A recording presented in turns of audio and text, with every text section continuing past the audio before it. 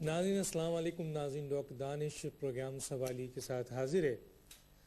ناظرین ایک طرف فوجی جوانوں کو خون میں نہلایا جا رہا ہے, شہادتیں دی جا رہی ہیں, ملک و قوم کی خاطر فوج قربانی دے رہی ہے, اور دوسری طرف اسی فوج کو ہم غدار غدار اور غدار کہہ رہے ہیں. کس کے کہنے پہ؟ ان بھارتی ایجنڈوں کے کہنے پہ. وہ وقت دور نہیں جب لوگ یہ کہہ رہے ہیں اب کہ ان سیاستدانوں کی حماقتوں کی بنیاد پر بہت جلد بہت سخت مارشل لا آ جائے گا, کیونکہ ملک اور قوم کو بچانا ہے. دوسری طرف انہی سیاستدانوں کی حماقتوں کی بنیاد پر عوام روٹی, کپڑا, مکان, صحت, تعلیم سے تباہ حال ہے. نہ گیس ہے, نہ بجلی ہے, خودکشیاں ہی خودکشیاں ہیں, نا انصافیاں ہیں.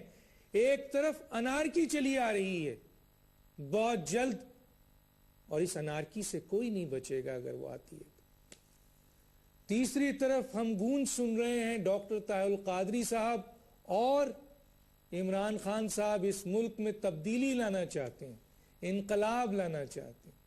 ہم پوچھتے ہیں, آج ہمارے پاس گیسٹ ہیں ڈاکٹر طاہر القادری صاحب, کہ ایک طرف ماشاء اللہ کے حالات نظر آ رہے ہیں ان سیاستدانوں کی حماقتوں سے, دوسری طرف انارکی ہمیں نظر آ رہی ہے, اور تیسری طرف اس ملک کو بچانے کے لیے آپ انقلاب کی بات کر رہے ہیں. آپ کیا سمجھتے ہیں کہ موجودہ حالات میں ہم کس طرف جا رہے ہیں؟ ہمارے ساتھ ہیں ڈاکٹر طاہر القادری صاحب, شیخ الاسلام, قائد پاکستان عوامی تحریک. آپ کا شکریہ, آپ نے جوائن کیا. سر میرا سوال آپ سے یہ ہے سر کہ ہم کس طرف جا رہے ہیں؟ بسم اللہ الرحمن الرحیم. ڈاکٹر دانش صاحب, آپ کے سوال کا مختصر جواب تو یہ ہے کہ ہم تباہی کی طرف جا رہے ہیں, انارکی کی طرف دھکیلا جا رہا ہے, اور ایک بڑے بھیانک مستقبل کی طرف موجودہ حکمران اپنی کرپشن, نااہلیت اور آمرانہ رویوں کی وجہ سے اس قوم کو لے جا رہے ہیں. جو باتیں آپ نے ابتدائیہ میں کہیں, انہیں کوئی بھی ذی شعور پاکستانی ٹوٹلی رول آؤٹ نہیں کر سکتا, مگر ایک بات طے ہے, ہمیں اس ملک کو ماشاء اللہ سے بھی بہرصورت بچانا ہے. ماشاء اللہ ملکی مسائل کا حل نہیں ہے, نہ کبھی پہلے تھا. جہاں ماشاء اللہ سے بچانا ہے وہاں اس ملک کو جمہوریت کے نام پر لوٹ کھسوٹ, کرپشن اور تباہی و بربادی سے بھی بچانا ہے. اور یہ بات کہنے میں مجھے کوئی جھجک نہیں کہ جب بھی اس ملک میں مارشل لا آیا یا ملٹری رول آیا ہے, وہ نام نہاد سیاسی لیڈرز کی ناکامی اور نااہلیت اور حد سے بڑھ جانے والی کرپشن کی وجہ سے آیا ہے. فوجی حکمران, فوجی لیڈروں کو اور ملٹری کو بیٹھے بٹھائے از خود ملک کے سول افیئرز پہ قبضہ کرنے کا کوئی شوق نہیں ہوتا, کیونکہ کبھی بھی ملٹری رول ڈیولپ کرنے یا اسٹیبلش کرنے سے آرمی کی عزت افزائی نہیں ہوئی, ان کی عزت میں اضافہ نہیں ہوتا, کمی ہوتی ہے. وہ متنازع بنتے ہیں, لہذا وہ اس بات کا بنیادی طور پر شوق نہیں رکھتے. مگر سیاسی حکمران جب انتہا کر دیں اور وہ یہ دیکھیں کہ ملک کوڑیوں کے پاؤں لٹ رہا ہے, مہنگائی, بے روزگاری, بدامنی, قتل و غارت گری, تباہی, بربادی, لوٹ مار, کرپشن, بے روزگاری اور لوگوں کے حقوق کی عدم دستیابی, جان و مال کے تحفظ میں ناکامی, bad governance, rule of law کا خاتمہ, اقربا پروری, جب یہ چیزیں انتہا پر چلی جائیں اور پورا ملک ایٹ سٹیک ہو اور اس کا وجود خطرے میں چلا جائے تو پھر ان کی یہ نااہلیت خود بخود ان کو دعوت دیتی ہے. ابھی آج میں آپ سے بات ایک اسپیشل موضوع پہ کرنا چاہتا ہوں مگر آپ کے سوال کے حوالے سے میں آپ کو چھوٹا سا خاکہ میں اسپیشل پہ آنے سے پہلے حسن نثار کا ایک جملہ بھی یہاں کوٹ کرنا چاہتا ہوں. میں اس سے پہلے میں ایک نقشہ دینا چاہتا ہوں ڈاکٹر دانش صاحب آپ کے سوال کے ضمن میں. اب آپ اندازہ کیجئے 19 جنوری کو بنوں میں دھماکہ ہو گیا ہے, یعنی یہ کل ہی کی بات ہے, آج ہی کی بات ہے, اور سیکیورٹی فورسز کے 22 اہلکار شہید ہو گئے ہیں, 38 زخمی ہوئے ہیں. ایکسپریس نیوز کے انتہائی جانفشانی کرنے والے کارکن صحافیوں پر دہشت گردی کا حملہ ہوا ہے, وہ شہید ہو گئے ہیں اور میڈیا کا منہ بند کرنے کی کوشش کی جا رہی ہے. پشاور میں تبلیغی مرکز پہ حملہ ہو گیا ہے, کئی لوگ شہید اور بے شمار لوگ زخمی ہوئے ہیں. ان کی نہ کسی سے دشمنی, نہ سیاسی, نہ مذہبی, نہ کسی سے کوئی جھگڑا. راجن پور میں حال ہی میں 17 فروری کو پرسوں دھماکہ ہوا دہشت گردی کا, 7 ہلاک ہوئے ہیں, 60 زخمی ہو گئے ہیں. اور پھر اندازہ کیجئے کہ وزیر اعظم صاحب کے مشیر امیر مقام وہ بم کے حملے میں شہید ہو گئے ہیں. سی آئی ڈی کا ایک نہایت جرت مند جانباز افسر چودھری اسلم شہید ہو گیا کراچی میں. اور یہ جو مذاکرات کا ڈھونگ رچایا گیا ہے, مولانا سمیع الحق صاحب کو ذمہ داری سونپی گئی ہے, انہی کی جماعت سے تعلق رکھنے والے ذمہ داران اور دیگر وہ لوگ جو آگاہ ہیں طالبان کے معاملات سے, وہ پاکستان کے ٹی وی چینلز پر بارہا یہ کہہ رہے ہیں کہ مولانا سمیع الحق کا ٹیلی فون تک وزیر اعظم صاحب اٹھانے کو تیار نہیں, مذاکرات کیا ہونے. ان حالات میں جب آپ ٹوٹلی غیر سنجیدہ ہو اور امن آپ کی ترجیحات میں ہی نہ ہو, لوگوں کی جان, مال اور عزت و آبرو کا تحفظ سرے سے دور دور تک آپ کی پرائورٹیز میں شامل ہی نہ ہو, مہنگائی, بے روزگاری, بدامنی, لا اینڈ آرڈر, ان سچویشنز پہ کنٹرول کرنا یہ آپ کے خواب و خیال میں ہی نہ ہو, ترجیحات میں ہی نہ ہو, اور ایک لوٹ مار کا بازار گرم ہو, جو چاہے یہاں کر دے, کسی پر کوئی گرفت کرنے والا نہ رہے, تو بتائیے یہ ملک پھر انارکی, بدامنی, تباہی اور الٹیمیٹلی جو بات آپ کہہ رہے ہیں جس کے حق میں میں نہیں ہوں اس طرف یہ دھکیلنا نہیں ہے تو اور کیا ہے. میں نے 11 مئی کے الیکشن سے پہلے اور جنوری 2013 کے لانگ مارچ میں اور 23 دسمبر 2012 کے مینار پاکستان کے جلسے میں کیٹیگوریکلی قوم کو کہہ دیا تھا کہ یہ لوگ یہ ایک ہی اشرافیہ, ایک ہی طبقہ نااہل ہیں, ان کا سکل لوٹ مار ہے. یہ تجارت اور سیاست کو اکٹھا کریں گے تو پورا ملک لوٹ سیل پہ لگ جائے گا, پورا ملک کلیئرنس سیل پہ لگ جائے گا. اور ڈاکٹر دانش صاحب, باہر کے ملکوں میں جب کوئی بڑا سٹور بند ہونے لگتا ہے نا تو اس کو کلوزنگ سیل کہتے ہیں. یہ لوٹ سیل کلیئرنس سیل سے بہت آگے ہوتی ہے. کلوزنگ سیل کہ سٹیٹ کے سٹور بند ہو رہا ہے, لے جاؤ سستے کوڑی کے باؤ. اس طرح لگ رہا ہے جیسے یہ ملک کے لیے کلوزنگ سیل لگانے والے ہیں اور سب کچھ لوٹ مار کر کے پھر بھاگنے کا منصوبہ بنایا جا رہا ہے. ایسے حالات میں عوام کہاں جائیں, ادارے کیا کریں؟ قانون کی کوئی پاسداری نہیں, سپریم کورٹ کے فیصلوں کو پاؤں تلے روندا جا رہا ہے. آپ ذرا دیکھیے کہ سپریم کورٹ آف پاکستان نے ججمنٹ دی تھی 22 جولائی 2013, اسی پچھلے سال 22 جولائی 2013 سپریم کورٹ آف پاکستان کی ججمنٹ تھی, اور انہوں نے کہا تھا کہ ملک کے جو بڑے بڑے 55 ادارے ہیں, 58 ادارے 58, ان اداروں کے سربراہان کی تقرری میرٹس پہ ہونی چاہیے, ٹرانسپیرنسی کے ساتھ ہونی چاہیے, دوستوں, یاروں اور فیملی کے لوگوں میں بندر بانٹ نہیں ہونی چاہیے. اس کے لیے سپریم کورٹ آف پاکستان نے آرڈر دیا اور ایک اعلیٰ اختیاراتی کمیشن قائم کیا, 3 رکنی. اور وہ جو کمیشن قائم کرنے کا آرڈر تھا 22 جولائی 2013 کا, وہ اب جا کر نومبر میں کم و بیش انہوں نے بنایا تھا. नवंबर 2013 में वो कमीशन कायम होकर उसने चार्ज लिया। अभी उस कमीशन को चार्ज लिए 3 महीने नहीं गुजरे, 2 महीने हुए हैं, जिसकी जिम्मेदारी थी कि मुल्क के 58 सबसे बड़े इदारों की सरबराह वो कमीशन मैरिट्स पर तकर्री करेगा।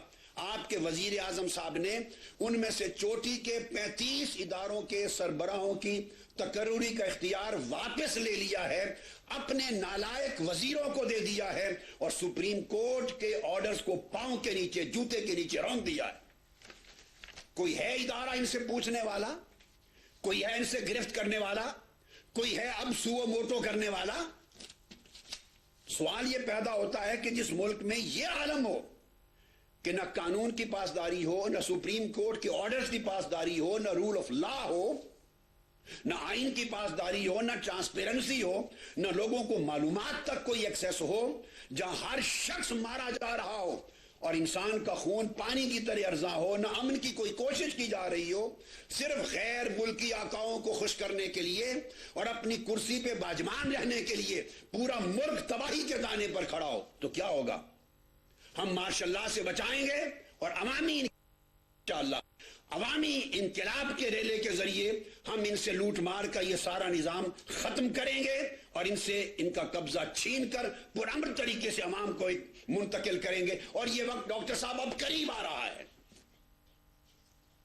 डॉक्टर साहब, ये एक जो मैं सवाल पूछना चाह रहा था और वो ये है कि कितना करीब है, क्योंकि इमरान खान साहब भी जो हैं वो इस बात के लिए उनका प्रेस कॉन्फ्रेंस, एक तरफ वो सिस्टम का हिस्सा भी हैं, दूसरी तरफ वो इस मौजूदा हुकूमत को धांधली की पैदावार कहते हैं, तीसरी तरफ वो आपके इनकलाब को और आपकी तमाम बातों को सपोर्ट भी करते हैं। तो कितना दूर है ये इनकलाब? देखिए, मैं आपके सवाल का भी जवाब देता हूं, लेकिन काइंडली मैं आज निजकारी के मौजू पर मेरे दिल में ख्याल है वो सर मैं ब्रेक के बाद पूछूंगा आपसे सर, वो ब्रेक के बाद पूछूंगा सर मैं आपसे। ठीक है, अब कितना दूर है कितना नजदीक है, इसके जवाब के 2 हिस्से हैं। आपने इमरान खान साहब की बात की, मैं उनका एहतराम करता हूं और उनके लिए गुड विशेस रखता हूं, मगर याद रख लें कि 2 कश्तियों में सवारी मुमकिन नहीं है। या आप इस निजाम को अगर धांधली की पैदावार, इंतखाबात को सरासर धांधली समझते हैं और टोटली अनफेयर समझते हैं, तो फिर इसको ठुकराकर बाहर निकलना होगा, फिर आप इसको रद्द करना होगा। इस इस्तेसाली निजाम के खिलाफ जंग लड़नी होगी, अवाम की तरफ होना होगा। देखिए, ये 2 गिरोह हैं इस वक्त। 18 करोड़ अवाम मजलूमों की पार्टी हो गई, मजलूमों का तबका है, वो महरूम हैं, वो मकतूल हैं, वो बेरोजगार हैं, वो बदअमनी का शिकार हैं, परेशान हाल हैं, एक एक लुकमे को तरसने वाले हैं, अदल और इंसाफ से महरूम है। ये महरूमों का तबका है 18 करोड़ अवाम। और चंद 100 घराने जो इंतखाब की जुर्लू के जरिए मुंतखब होने का स्किल और फन जानते हैं, वो जानते हैं इलेक्शन किस तरह लड़ना, किस तरह जीतना, किस तरह रिग करना और किस तरह इलेक्शन को के जरिए जीतकर दोबारा इख्तिदार की कुर्सी पर आना। ये उनका फन है। जैसे नाच गाने वालों का फन है, डांसर का फन है, सिंगर का फन है, इस तरह गोल्ड स्मिथ का फन है, इस तरह लॉयर का फन है, हर एक का एक फन है। इन सियासतदानों का पाकिस्तान में बदकिस्मती से फन है लूट मार। हराम के करोड़ों अरबों पैसे 5 साल 4 साल में कमाते हैं, उसका एक हिस्सा अगले इलेक्शन पे लगाते हैं। थाने खरीदते हैं, थानेदार खरीदता है, बिरादरियां खरीदते हैं, गुंडागर्दी करते हैं, दहशतगर्दी करते हैं, शराफत को पामाल करते हैं और डीसी से लेकर एसपी, पुलिस, पटवारी सब कुछ अपनी मर्जी से लगवाते हैं। दान दौड़ धांधली के स्किल के जरिए ये हमेशा जीत कर आते हैं और 100 साल भी यही जीत कर आएंगे। किसी गरीब और सफेद पोश का बच्चा इकोनॉमिस्ट हो, एग्रीकल्चरिस्ट हो, पीएचडी हो, आईटी स्पेशलिस्ट हो, लॉयर हो, जितनी तालीम हासिल कर ले, जितना काबिल बन जाए, जिसके पास 10-20 करोड़ हराम के पैसे नहीं और लुटेरों के साथ गठजोड़ नहीं, वो अगले 100 साल में भी कभी एमएनए इलेक्ट होकर नहीं आ सकता। लिहाजा जो लोग तब्दीली चाहते हैं उन्हें एक फैसला करना होगा, दुरंगी छोड़कर यकरंग हो जा, सरासर मोम या फिर संग हो जा, या लुटेरों के निजाम का हिस्सा रहें या उन्हें लात मारकर अवाम के साथ खड़े हो जाएं। अगर इमरान खान साहब आज फैसला कर दें اور وہ یہ سچا سمجھتے ہیں کہ یہ داندلی کا الیکشن ہے, انفیئر ہے, ٹوٹلی انفیئر ہے, اور یہ انفیئرنس آگے بھی ہوگی. ان کو لات مار دیں تو میرے انقلاب کا اعلان میں دور کرنے کی بجائے ڈیٹ بہت جلد اعلان کرنے کو تیار ہوں. 1/1 اور 2/11 میرے ساتھ آ جائیں کلیئرٹی آف مائنڈ کے ساتھ. اگر ہر روز یہ کہتے ہیں کہ یہ داندلی ہے اور جو کچھ میں نے کہا تھا سچ کہا تھا, تو پھر اس داندلی میں بیٹھے کیوں ہیں؟ رد کر دیں, ٹھوکر ماریں ان کو. اس نظام نے خان صاحب آپ کو کچھ نہیں دینا, غریبوں کو کچھ نہیں دینا, جوان نسل کو کچھ نہیں دینا. یہ لوگ لوٹتے رہیں گے, کھاتے رہیں گے, اور پورا ملک بکنے والا ہے. پھر کبھی ایسا نہیں ہو سکتا کہ ہم نام تبدیلی کر لیں اور بیٹھیں بددیانت اور خائن کرپٹ لوگوں کے نظام کا حصہ بن کر. اگر وہ ٹھوکر مار کے نکل آئیں باہر تو انقلاب بہت جلد آپ کو لا کے دیتے ہیں کہ پھر 2 قوتیں ہم نکلیں گی, عوام اور نکلیں گے, اور چند مہینوں میں اس ملک کے عوام کو انقلاب دینے کو تیار ہوں. ٹھیک ہے سر, اگر وہ اسی نظام کا حصہ رہیں اور تنہا میں نے جنگ لڑنی ہے عوام کے ساتھ, تو آف کورس پھر کچھ وقت اور لگے گا. ٹھیک ہے سر, میں امید کرتا ہوں کہ خان صاحب اس کے لیے میری ریکویسٹ ہے کہ جلد فیصلہ کریں, یا اس کشتی میں حصہ پاؤں رکھ کے بیٹھیں یا دوسری کشتی میں آئیں.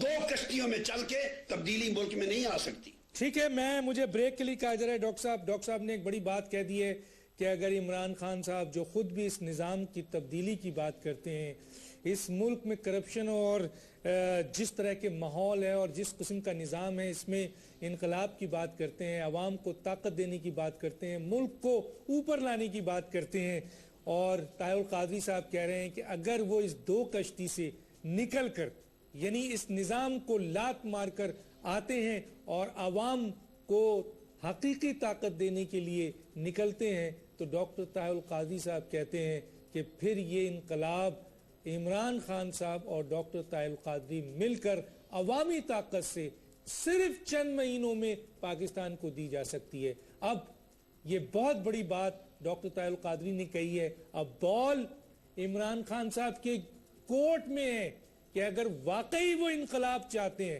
اس ملک کو نکالنا چاہتے ہیں, اس کرپٹ سسٹم سے نکلنا چاہتے ہیں, اس دھاندلی والی جس طرح کی حکومت اور الیکشن کمیشن ہے, اس سے اس ملک کو اور عوام کو بچانا چاہتے ہیں, تو اب وہ فیصلہ کریں. ایک چھوٹا سا بریک, پھر واپس آتے ہیں.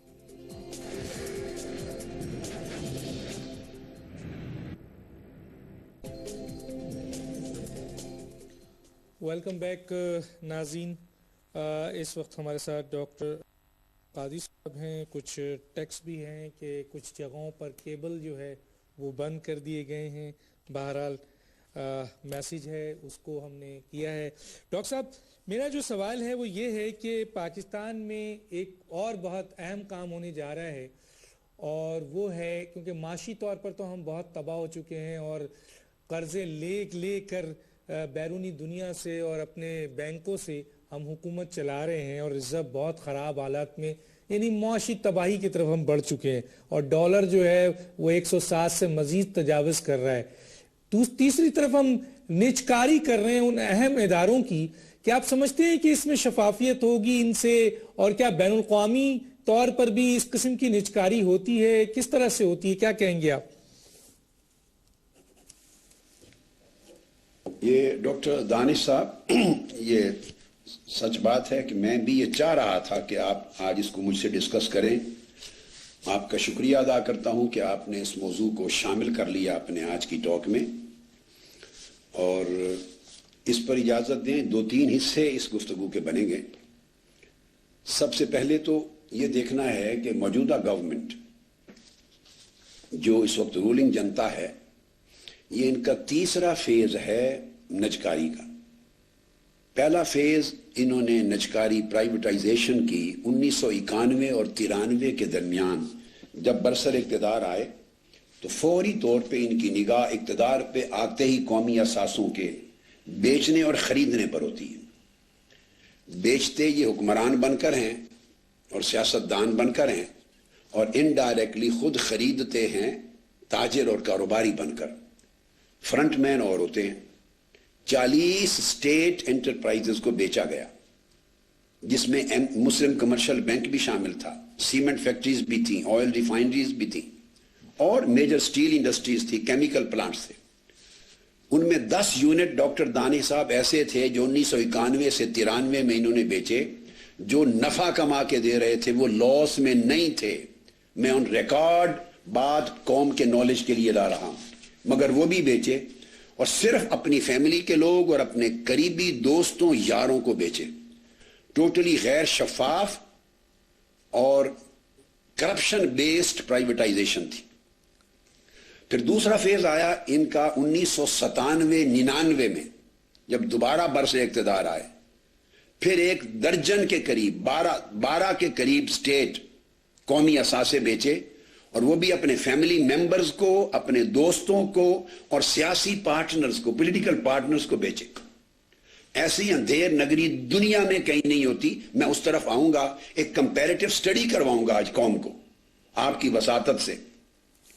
تیسرا فیز آیا، اب اقتدار میں آئے سپٹمبر 2013 میں انہوں نے اناؤنس کر دیا، اور اب یہ بہت بڑے جو بچ گئے قومی اثاثے بیچ رہے ہیں، جن میں پاک سٹیل بھی بیچ رہے ہیں، PIA بک رہا ہے، ریلویز بک رہے ہیں، آئل اینڈ گیس انڈسٹری بیچ رہے ہیں، پیٹرو کیمیکل یونٹس بیچ رہے ہیں، نیشنل ریسورس یونٹس کو بیچا جا رہا ہے، انجینئرنگ یونٹس بیچ رہے ہیں، ٹیلی کام انڈسٹری بیچ رہے ہیں، فرٹیلائزر فرمز بیچ رہے ہیں، آٹو موبائل یونٹس بیچ رہے ہیں، اسٹریٹجک انفراسٹرکچر یعنی سڑکیں اور ہائی ویز بھی بیچ رہے ہیں، ایجوکیشنل انسٹیٹیوشنز تعلیمی ادارے بیچ رہے ہیں، ٹیچنگ ہاسپٹلز ہسپتالوں کو بیچا جا رہا ہے، اور کئی ایسی کارپوریشن ہیں جو اس وقت بھی نفع دے رہی ہیں، وہ پروفٹ میکنگ کارپوریشنز کو بھی بیچ رہے ہیں، چھوٹے بینکنگ سیکٹرز بک رہے ہیں، پاور سٹیشن بیچ رہے ہیں، ٹورزم بیچی جا رہی ہے،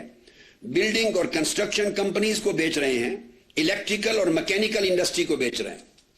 اس کا مطلب ہے کہ اب اس فیز کے بعد پاکستان کا ریاست کے ہاتھ میں کچھ نہیں بچے گا، سب ملک بک رہا ہے. ملک کے سارے اثاثے اب کلیئرنس اور کلوزنگ سیل پر ہیں. اب میں بتانا چاہتا ہوں کہ ہو کیا رہا ہے. بدقسمتی ہے کہ ٹی وی چینلز پر ساری معلومات عوام کو فراہم کرنا، ذرہ ذرہ کی معلومات، یہ ذمہ داری تھی حکمرانوں کی. اگر ان کی نیت میں فطور نہ ہوتا، کرپشن ان کا پلان نہ ہوتا، شفاف طریقے سے نجکاری ہوتی، اور نجکاری کا مطلب ملک کو ترقی دینا ہوتا، اداروں کو پروفیٹیئرنگ بنانا اور اس کے ورکرز کو اور عوام کو خوشحال کرنا ہوتا، تو پھر ہر چیز اس کی ہر چھوٹی بڑی پاکستان کے 50 ٹی وی چینل ہیں ان کے اوپر لے آتے، عوام کو ایکسیس دیتے. مگر ایسا نہیں ہوا. اب دیکھیے کر کیا رہے ہیں. پہلے تو اس کے لیے انہوں نے نجکاری کمیشن بنایا ہے، ایک بورڈ بنایا ہے پرائیویٹائزیشن کا. میں اس کا انالیسس کروں گا کہ وہ بورڈ کیا ہے. ایک خفیہ طریقے سے اہل لوگوں کو رد کر کے وزیر اعظم صاحب نے اپنے دوستوں، یاروں، بزنس پارٹنرز اور پولیٹیکل مسلم لیگ نون کی پارٹی کے لوگوں پر مشتمل، اپنے لوگوں پر مشتمل، جن میں ان کے ٹکٹ ہولڈرز بھی ہیں جو الیکشن میں، مئی کے الیکشن میں، ان پر مشتمل ایک خفیہ بورڈ بنا دیا ہے تاکہ رات کے اندھیرے میں ڈاکہ زنی ہو جائے، کوئی نہ جانے نہ دیکھے نہ پوچھے. اب اس کے جو چیئرمین بنائے گئے ہیں ان کا نام بتایا گیا محمد زبیر. اب یہ بھی سن لیں، پوری قوم کو آپ کے پروگرام کے ذریعے آگاہ کر رہا ہوں کہ ان کا پورا نام ڈسکلوز نہیں کیا جا رہا. ان کا پورا نام ہے محمد زبیر عمر،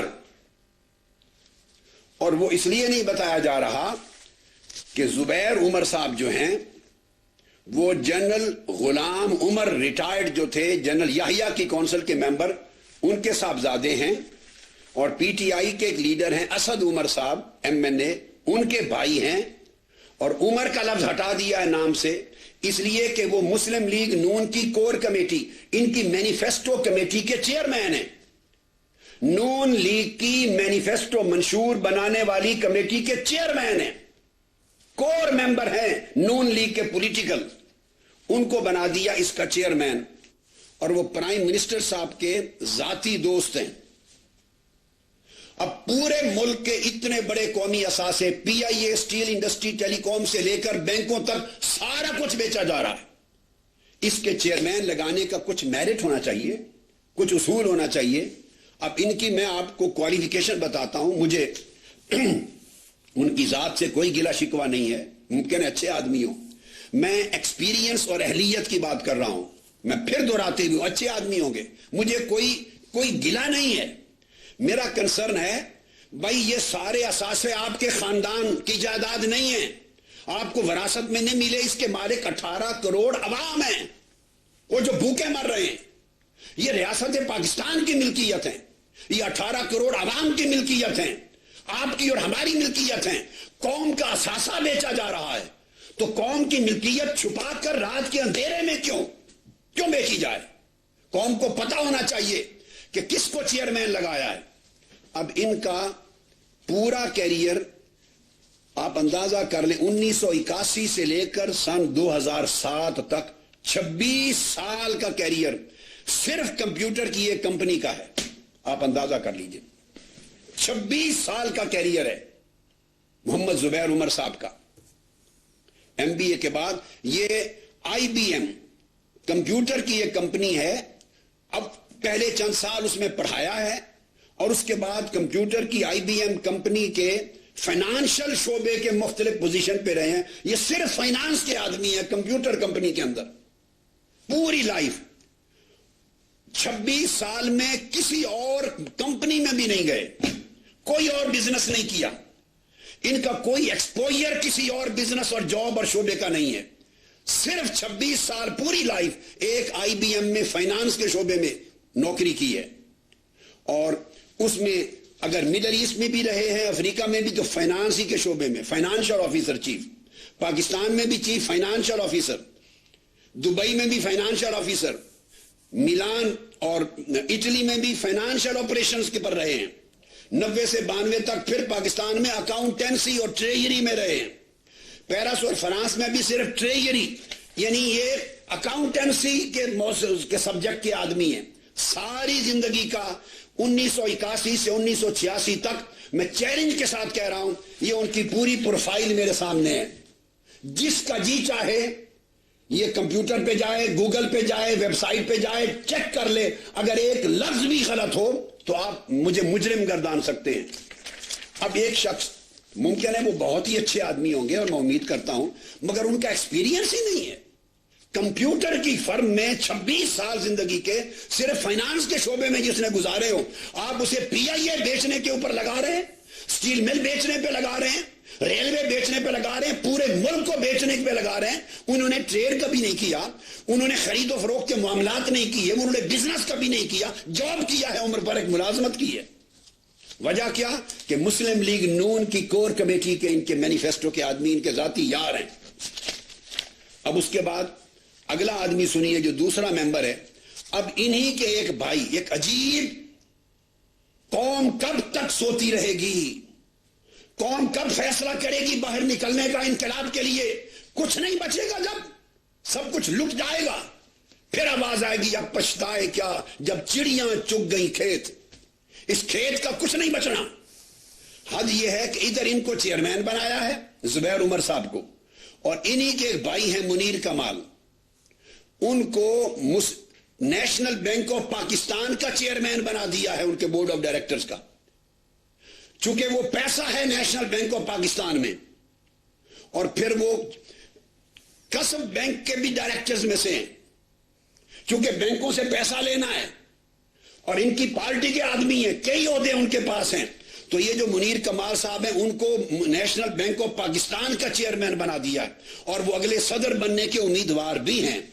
ذرا دیکھیے, ایک ہی فیملی, دو بھائی, ایک کو ایک کا ہیڈ بنا دیا, ایک کو نیشنل بینک آف پاکستان کا ہیڈ بنا دیا. اس کے بعد پھر یہ جو نجکاری کمیشن ہے, اس کا اگلا ایک ممبر لے دیتے ہیں, بورڈ بنایا, خفیہ بورڈ. ٹی وی پہ اناؤنس کیوں نہیں کرتے؟ ان کے نام ٹی وی پہ لائیں, پیدائش سے آج تک ان کی کوالیفیکیشنز ٹی وی پہ لائیں, ان کے ایکسپیرینس ٹی وی پہ لائیں, ان کے تمام کریڈینشل سے قوم کو آگاہ کریں, ڈیبیٹ کروائیں, اور طے کریں وہ اس کام کے اہل ہیں. یہ نہیں پورا ملک بیچا جا رہا ہے. میں اداروں کو بھی ایڈجسٹ کر رہا ہوں. سوتے رہیں گے تو کیا بچے گا اس ملک کا؟ ملک ہے تو ہم بھی ہیں, تم بھی ہو. اگر ملک نہیں بچا تو کچھ نہیں بچے گا. آپ نے چند لوگوں کے ہاتھوں میں پورا ملک بیچنے اور خود خریدنے پر لگا دیا ہے. اگلے ممبر ڈاکٹر دانی صاحب, وہ ہیں فاروق خان. یہ پنجاب کے ایک بہت بڑے انڈسٹریلسٹ ہیں, شوگر مل ان کے اندر ہیں, اور آپ کو معلوم ہے کہ شوگر ملیں حکمرانوں کی بھی ہیں, اور موجودہ پرائم منسٹر صاحب کے ذاتی لنگوٹی یار ہیں, ان کے دوست ہیں, تو وہ ممبر بھی دوست. اس کے بعد تیسرا چودھری عارف سعید, یہ بڑے انڈسٹریلسٹ ہیں اور گجرات کے سروسز انڈسٹریز کے مالک ہیں. چودھری احمد مختار صاحب کے بھائی ہیں, وہ پیپلز پارٹی میں ہیں, یہ نون لیگ میں ہیں. اور ان بڑے کاروباری لوگوں کا طریقہ یہ ہوتا ہے, ہر پارٹی میں ایک ایک بھائی چلا جاتا ہے, ایک پیپلز پارٹی میں, ایک نون لیگ میں, ایک اب کسی اور پارٹی میں, یہ بانٹ دیتے ہیں تاکہ جس کا بھی اقتدار آئے ہماری پانچوں گھی میں رہیں. تو چودھری عارف سعید, آپ احمد مختار صاحب کے بارے میں کچھ کہنے کی ضرورت نہیں ہے, وہ زرداری صاحب کے یار خاص ہیں اور یہ ان کے یار خاص ہیں. تو تیسرا ممبر ان کو بنایا ہے نجکاری بورڈ کا. آپ اندازہ کر لیں کیا آنیسٹی ہوگی, کیا ٹرانسپیرنسی ہوگی, کیا شفافیت ہوگی, کیا میرٹ ہوگا, کیا عدل ہوگا. اس کے بعد چوتھا ممبر ہے ظفر اقبال سبحانی, وہ ہب پاور کمپنی کے ساتھ ایسوسیٹ رہے ہیں. ان کو اس لیے لگایا ہے کہ کوٹ ادو پاور کمپنی بھی بک رہی ہے, انہیں بیچنے خریدنے کا تجربہ ہے, پیچھے خود ہیں, نقاب کے پیچھے یہ لوگ خود ہیں, یہ ان کے دوست اور ان کے پارٹنر ہیں. اسلام آباد الیکٹریسٹی سپلائی کمپنی بھی بک رہی ہے, اس لیے لگایا گیا ہے. حیدرآباد الیکٹریسٹی سپلائی کمپنی بھی بیچ رہے ہیں اور پھر خرید رہے ہیں. جامشورو پاور جنریشن لمیٹڈ بک رہی ہے اور خریدی جا رہی ہے. ناردرن پاور جنریشن بک رہی ہے اور خریدی جا رہی ہے, اس لیے ان کو ایک ڈال دیا ہے اور ان کے خاص آدمی ہیں. پانچویں ارسلہ خان ہوتی ہیں, پانچویں ممبر ارسلہ خان ہوتی مسلم لیگ نون کے ورکر ہیں. ان کو موجودہ وزیر اعظم صاحب نے مردان 2 سے پروونشل اسمبلی کا ٹکٹ دیا تھا اور الیکشن ہار گئے. یہ مسلم لیگ نون کے ٹکٹ ہولڈر ہیں ایم پی اے کے لیے. مردان 2 پی کے 24 ان کا سیٹ نمبر تھا, اور پھر مردان ضلع کے جنرل سیکریٹری بھی ہیں نون لیگ کے. ضلع کا جنرل سیکریٹری, آپ حیثیت کا اندازہ کر لیں. ایم پی اے کا الیکشن جو ہار گیا ہے اسے پورا ملک بیچنے کے اوپر بورڈ میں گورنر بنا دیا, ڈائریکٹر بنا دیا. ذرا سطح دیکھیے کتنے نیچے گر گئے ہیں, اور کیوں نہ گرے اگر قوم گھر بیٹھے گالیاں دیتی رہے. ان کو پتا ہے یہ قوم نکلے گی نہیں, اس لیے جو کچھ ہوتا ہے ان سے, ان کے کفن بھی چرا لو اور ان کے جسم بھی زخمی کر دو. پھر اس کے بعد چھٹے ممبر ہے نصیر الدین احمد. نصیر الدین احمد بھی موجودہ وزیر اعظم صاحب کے ذاتی دوست ہیں, ان کے ساتھ ذات تعلق ہے. اب یہ کل بورڈ ہے نجکاری کمیشن کا چیئرمین سمیت, ان میں سے کسی ایک کا نام قوم نے سنا ہی کبھی نہیں ہوگا. یعنی وہ لوگ جن کا اس فیلڈ کا کسی ایک شخص کا ایکسپیرینس نہیں ہے, کہ جو شخص اس قابل ہو کہ وہ نیگوشیٹ کر سکے پوری دنیا کے خریداروں کے ساتھ. ان تمام پاک سٹیل میں, پی آئی اے میں, ریلوے میں, گیس انڈسٹری میں, پیٹرو کیمیکل میں, ان تمام بڑے شعبوں میں مذاکرات کر سکے, بارگیننگ کر سکے, پرائسز طے کر سکے, لڑ سکے. ان میں سے ایک شخص بھی ان 6 کے 6 میں انکلوڈنگ چیئرمین کسی کا ایکسپیرینس ایک دن کا نہیں ہے. یہ صرف اس لیے اپنے لوگوں کو, فیملی, قریبی, پارٹنر لوگوں کو کرپشن کو چھپانے اور کرنے کے لیے لگایا گیا ہے. ڈاکٹر صاحب یہاں روکوں گا. ڈاکٹر صاحب یہاں بریک کے لیے کہا جا رہا ہے, ڈاکٹر صاحب بریک کے لیے کہا جا رہا ہے, ڈاکٹر صاحب بریک کے لیے کہا جا رہا ہے. میں بین الاقوامی طور پر بھی آپ سے پوچھتا ہوں کہ کیا سچویشن ہوتی ہے, لیکن ناظرین اس سے پہلے ایک بریک. مزید ٹیکس ہے اور وہ ٹیکس یہ ہے کہ اور بھی جگہ کیبل بند کر دیے گئے ہیں ARY نیوز کے, اور کیوں بند کر دیے گئے ہیں, یہ ظلم کیوں کیا جا رہا ہے, ایسا نہیں کیا جانا چاہیے, آواز پہنچنی چاہیے عوام تک. ایک چھوٹے سے بریک پہ واپس آتے ہیں. ویلکم بیک ناظرین. ڈاکٹر طاہر القادری صاحب ہمارے پاس صرف 4 منٹ ہے. کیا کہتے ہیں اس نجکاری کے سلسلے میں بین الاقوامی ملکوں میں بھی کس قسم کا آپ دیکھتے ہیں, کیا نظام ہوتا ہے, کیا وہاں اس قسم کی نجکاری ہوتی ہے, کیا کہیں گے؟ ڈاکٹر صاحب میں اب اس کو مختصر کرتا ہوں. میرے پاس بہت ضروری باتیں تھیں اور میں بین الاقوامی سطح پہ جن جن ملکوں میں آج تک نجکاری ہوئی ہے اس کے نظام کا پاکستانی نجکاری کے نظام سے کمپیریزن کرنا چاہتا تھا. شاید ٹائم نہ بچے. اب 4 منٹ میں کئی چیزیں ڈراپ کرتا ہوں, کسی اگلے ٹائم پہ رکھتا ہوں. چند چیزیں بڑی ضروری سن لیں. ایک, میں یہ اعلان کر رہا ہوں موجودہ حکمرانوں کو بھی اور جو بڈ دیں گے ان کو بھی اور جو خریدیں گے ان سب کے لیے کہ یہ قوم کا اثاثہ ہے. 18 کروڑ عوام اس کے مالک ہیں. ریاست پاکستان اس کے مالک ہیں. قائد اعظم کا دیا ہوا ملک اس کا مالک ہے. لوٹ مار نہیں ہونے دیں گے. اگر شفاف طریقے سے کامل دیانتداری کے ساتھ, اور میں اس کا پروسیجر بیان کرتا ہوں, سجیسٹ کرتا ہوں, اس کے ساتھ نجکاری نہ ہوئی تو سن لیں, ان قریب عوامی انقلاب آ رہا ہے.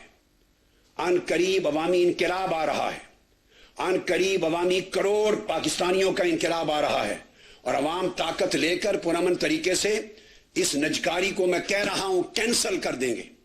میں اس فراڈ, بددیانتی, کرپشن پر مبنی عوامی انقلاب کے بعد اس کو منسوخ کر کے پھر نیشنلائز کر دیں گے, پھر ریاست پاکستان کو واپس لوٹا دیں گے اور بین الاقوامی شفافیت کے پیمانے کے مطابق پھر اس کی نجکاری کرائیں گے جس جس کی ضرورت ہوگی. لہذا خریدنے والے ہوشیار رہیں, عوامی انقلاب آنے والا ہے. اس لوٹ مار کی اندھیری ادھیر نگری نہیں ہونے دی جائے گی. عوامی انقلاب کے بعد میں اسے منسوخ کر دوں گا عوام کی طاقت کے ساتھ. سارے اثاثے ریاست پاکستان کو واپس دلا دیں گے. خریدنے والے سوچ کے خریدیں, بیچنے والے سوچ کے بیچیں. یہ آپ کی ذاتی جاگیر نہیں کہ لوٹ مار کر کے بھاگتے بنے. عوام کی ملکیت ہے. عوام ان کو دوبارہ نیشنلائز کر کے چھین لیں گے. ہاں, اس صورت میں نجکاری منظور ہے اور ہوگی. میں شرائط آپ کے سامنے رکھ دیتا ہوں. اگر ایک کنڈیشن بھی غلط ہو تو آپ مجھے بتا دیجئے. اب میں بین الاقوامی موازنہ اس وقت نہیں دے سکتا. نجکاری برطانیہ میں بھی ہوئی, نجکاری فرانس کی ہوئی, نجکاری جرمنی میں ہوئی, نجکاری آسٹریلیا میں ہوئی, کینیڈا میں ہوئی. ان تمام نجکاریوں کے کمیشنز, کس طریقے سے شفافیت کا نظام تھا, سب کچھ میرے سامنے ہے. میں اس بین الاقوامی شفافیت کے پیمانے پر ہم پاکستان کی شفاف نجکاری دیکھنا چاہتے ہیں. اگر نہ ہوئی تو قوم اس کو واپس لے کر خود بین الاقوامی معیار پر کرے گی. پہلی شرط یہ ہے کہ جتنے لوگ اس پرائیویٹائزیشن بورڈ کو توڑا جائے, یہ یاروں, دوستوں اور رات کے اندھیرے میں رشتہ داروں اور خاص لوگوں کا بورڈ قبول نہیں ہے, بلکہ ٹیکس پیئنگ ممبر پبلک کے لیے جائیں. ٹیکس پیئنگ پارلیمنٹ کے ممبران ہوں, نیٹ اور کلین بیک گراؤنڈ کے لوگ ہوں, ریٹائرڈ نان کنٹروورشل ممبرز اور جوڈیشری کے ممبرز اور ٹاپ کے نان کنٹروورشل. پھر نمبر 2, پبلک میڈیا پہ اس کی اوپن ڈیبیٹ کی جائے. اب 50 چینل موجود ہیں, T V channel, news paper. 90 اور 97 میں نہیں تھے. بڈنگ مکمل ٹرانسپیرنٹ ہو, ہر ٹی وی چینل پر بڈ کا اعلان کیا جائے کہ ملک کے اندر اور باہر سے کون کون بڈ دے رہا ہے, کتنی کتنی بڈ ہے, پتہ چلے. چہروں سے پردے اٹھائیں, رات کے اندھیرے میں نہیں دن کے اجالے میں نجکاری کریں, اور ٹی وی چینلز کے اوپر ان کی ٹرانسپیرنٹ بڈنگ کو اناؤنس کیا جائے. ان سائڈ ٹریڈنگ نہیں ہونے دیں گے. مینیپولیشن, پوٹینشل بائر, میاں منشا جیسے گروپ پیچھے پردے کے پیچھے نہیں کھیلیں گے. رائے ونڈ نہیں کھیلے گا. مختلف ناموں سے خود خریدار, بیچنے والے خود خریدار دوسرے ناموں سے نہیں ہوں گے. اور پھر یہ ہے کہ جو بڈ دیں, بائر بنے, وہ 10 سال تک اپنے ٹیکس کی رپورٹس پہلے پیش کریں کہ کیا وہ ٹیکس 10 سال تک مکمل پے کرتے رہے ہیں. نمبر 2, کہیں وہ لون ڈیفالٹر تو نہیں ہیں, ان کے خلاف فراڈ کے کیسز تو پینڈنگ نہیں ہیں, کوئی پریویس کنوکشن تو نہیں ہے. یہ ٹی وی پر اناؤنس کیا جائے, ریکارڈ آئے, اور ریٹائرڈ ججوں پر مشتمل ساری اپوزیشن